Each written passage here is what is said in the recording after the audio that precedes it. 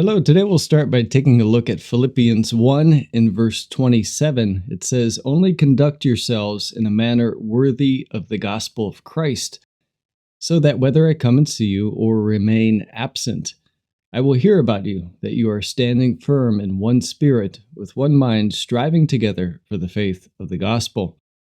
And then the statement that we'll focus on today specifically, Paul continues in verse 28 by saying, "And in no way alarmed by your opponents, which is a sign of destruction for them, but of salvation for you, and this too from God."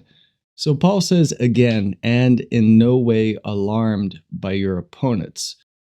So there's a natural fear that we can have of those that oppose us, either in a minor manner or in a major manner. And of course, during Paul's time, and Paul himself, before he became Paul, persecuted Christians as Saul very violently.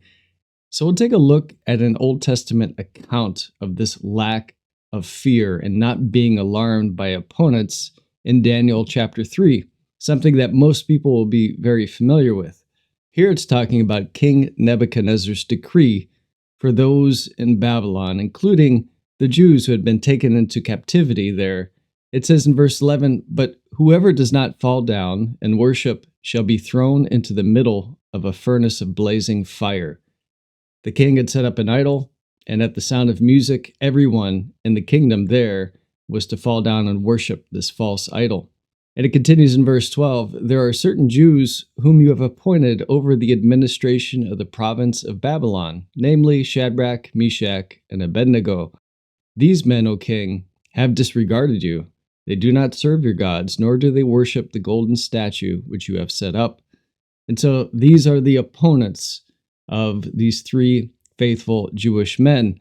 And the question is, are they going to be alarmed at all of these things? Because again, the penalty for not falling down and worshiping was to be thrown into a furnace. In verse 13, it continues, "Then Nebuchadnezzar, in a rage and anger, gave orders to bring Shadrach, Meshach, and Abednego. Then these men were brought before the king." So again, here is another opportunity for these men to be fearful and alarmed. Not only the opponents who had threatened them to report them to the king, but being brought before this king himself as well with this charge. Nebuchadnezzar began speaking and said to them, "Is it true, Shadrach, Meshach, and Abednego, that you do not serve my gods, nor worship the golden statue that I have set up?" In verse 15, he challenges them, giving them another opportunity to fall down and worship this idol. But he continues by saying, "But if you do not worship, you will immediately be thrown into the midst of a furnace of blazing fire. And what God is there who can rescue you from my hands?" So here's another opportunity again that they're confronted with. Are they going to be fearful and alarmed or faithful?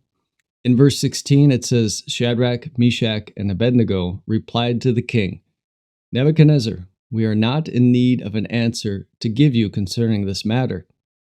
If it be so, our God, whom we serve, is able to rescue us from the furnace of blazing fire, and he will rescue us from your hand, O king.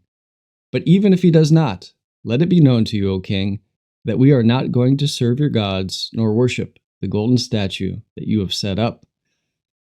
This is also that same spirit of boldness and faithfulness that Paul calls us to again in Philippians when he says, "And in no way alarmed by your opponents, which is a sign of destruction for them, but of salvation for you, and this too from God."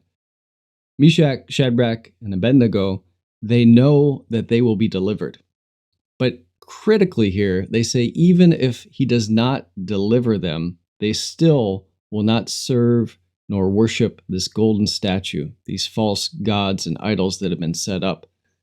Because God doesn't always deliver us from every harm in this life. If you are in Christ, you've ultimately been delivered from the only ultimate harm to be in fear of, and that's damnation and separation from God in hell. Once delivered from that, it's a blessing when the Lord protects us. But he doesn't always protect all of us from everything, every harm. But in that, again, is a powerful testimony when we're not afraid of anything else that can happen to our bodies. Nothing can touch our souls.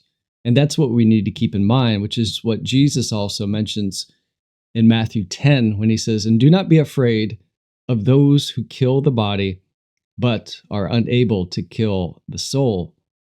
So this is what we have to adjust to in our life in Christ, not to be afraid of what happens to my body. I am not my body. I am my soul. I happen to have a body, but my soul is who I am, that is currently occupying this temporary fleshly body. He continues, "But rather fear him who is able to destroy both soul and body in hell. Are two sparrows not sold for an assarion? Yet not one of them will fall to the ground apart from your Father. But even the hairs of your head are all counted. So do not fear, you are more valuable than a great number of sparrows." Here, Jesus is conveying some very important things. Not to fear death, not to fear what can happen to my body, but to fear God and to be in such gratitude and peace because He has already safeguarded my soul eternally in Christ. And whatever happens in this life to this body is God's providence. He is in complete control. He may allow something to happen to me, or He doesn't. And that's by His good pleasure and good will, all for His glory and even for my good, and for the proclamation and exaltation of the name of Christ Himself. So, this is something very powerful for us, to be freed of these fears and not to be in alarm for anything, knowing that we are in God's hand and nothing can pluck us out. And importantly, nothing can separate us from the love of God that is in Christ. Take care.